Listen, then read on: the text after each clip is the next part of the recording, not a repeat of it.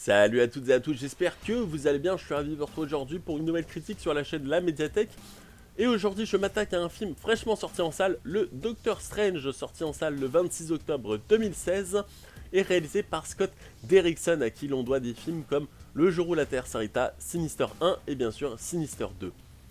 Ici on retrouve donc le personnage de Stephen Strange, donc plus communément appelé le Doctor Strange, interprété ici par Benedict Cumberbatch, qui est un neurochirurgien assez arrogant, à qui la vie réussit plutôt pas mal, autant du côté privé que du côté professionnel, car c'est quelqu'un qui gagne beaucoup d'argent, qui a de belles montres, de belles voitures, un bel appartement, une belle vie. Et lors d'un gala un jour, il se rend en trajet en voiture et subit en fait un accident de voiture. Voilà, donc il a un accident de voiture et se réveille le lendemain matin. Il se rend compte qu'il ne peut plus du tout utiliser ses mains car elles ont été totalement atrophiées et comme il a beaucoup d'argent, il utilise tout son argent dans la recherche d'un traitement miracle ou de traitements expérimentaux qui sont sans succès malheureusement. Et lors d'une séance de rééducation avec son infirmier, je dirais, il entend parler d'une personne qui, comme lui, a eu un accident très grave, qui, grâce à une certaine manière, a pu remarcher, alors parce qu'il était, je crois, tétraplégique, il a pu remarcher, et cette personne lui dit que qu'il existe un endroit au monde, qui, alors je suis désolé, le nom m'échappe, donc il se retrouve dans cet endroit au Népal, qui fait la connaissance de l'ancien. Alors l'ancien, qui c'est? L'ancien, c'est une femme, et oui, l'ancien est une femme, qui est jouée par Tilda Swinton ici, qui est remarquable, qui va lui montrer que pour guérir, on peut se guérir grâce à l'esprit. Et elle va réussir à lui montrer que tout ça est possible, d'une certaine façon que je ne vais pas spoil, qui est assez énorme. Il décide donc de subir un entraînement. Donc il rencontre lors de son entraînement un autre disciple de l'ancien, qui s'appelle Mordo, qui est joué ici par Chiwetel Ejiofor, et qui ici joue le rôle de compagnon et qui rappelle à l'ordre un petit peu lorsqu'il dépasse un petit peu les limites et les règles qui sont établies par le temple. Et il commence à apprendre les pouvoirs mystiques et divins qu'il peut utiliser.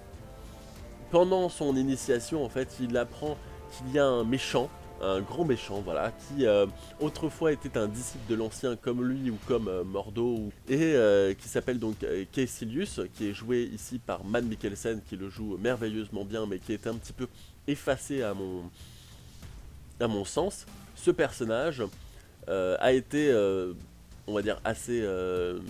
il a été manipulé d'une certaine façon pour servir une plus grosse puissance qui s'appelle donc Dormammu, qui est donc une puissance assez maléfique, même ultra maléfique, qui vit entre notre réalité et une autre réalité et qui se nourrit des réalités, des mondes parallèles, des univers, des planètes. Enfin, c'est un gros truc pas gentil du tout.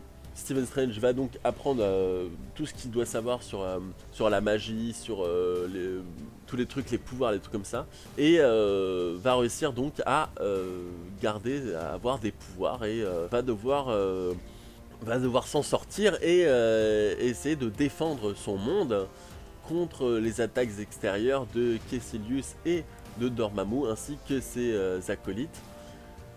Pour les empêcher de détruire la Terre et les multivers. Honnêtement, moi j'ai adoré le film. Je trouvais que le film était vraiment bien. La performance de Benedict Cumberbatch est assez exceptionnelle.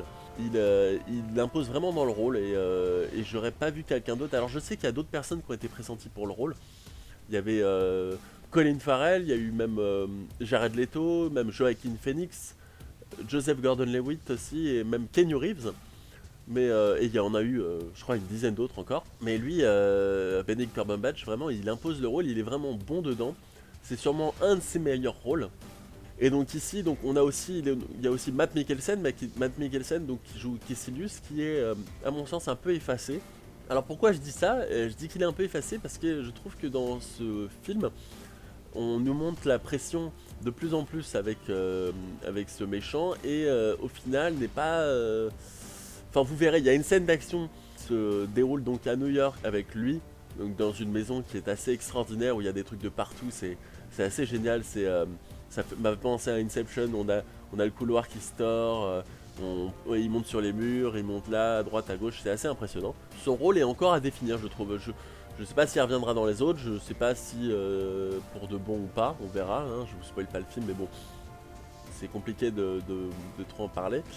Ensuite, on a donc l'acteur qui joue Mordo, qui est campé ici par Chiwetel Ejiofor. Je suis désolé, je regarde encore ma fiche, mais j'arrive vraiment pas à retenir son prénom. Déjà, c'est vraiment un acteur brillant. Vraiment, le film qui m'a marqué avec lui, c'est 12 Years of Slave, donc 12 ans d'esclavage, avec aussi Michael Fassbender. Je sais pas où est-ce qu'ils ont été chercher tout ça, leurs idées. Alors, j'ai regardé un petit peu le directeur de la photographie, c'est le même directeur de la photographie qui a bossé sur des films comme Les Gardiens des Galaxies, Le Choc des Titans, Avenger, l'ère d'Ultron et que je dise pas de conneries, Kick-Ass. Donc c'est quand même quelqu'un qui est habitué aux films d'action, aux films de super-héros assez de grande envergure. Et ici, il s'est pas chier, honnêtement. Il y a de l'inspiration, il y a vraiment un truc. Ce film est beau. J'ai jamais vu, je suis sorti de la salle, ou même pendant le film, je suis sorti de la salle, j'étais comme ça. Oh, il est beau, il est bien fait. Les effets visuels sont très impressionnants, honnêtement. Allez le voir en 3D, moi j'ai été le voir en 3D. J'avais perdu un peu l'envie de voir de la 3D et grâce à ce film-là, franchement, mais il y en a partout, il y a énormément de choses à voir, il y a des objets qui disloquent, qui se recomposent, ça c'est un délire hallucinogène, hallucinatoire, ce que vous voulez, c'est un trip à l'ecstasy, le mec a pris du LSD, c'est pas possible, le mec qui a dessiné ces trucs a pris du LSD, c'est un truc totalement, ça part en... Je saurais même pas vous l'expliquer honnêtement.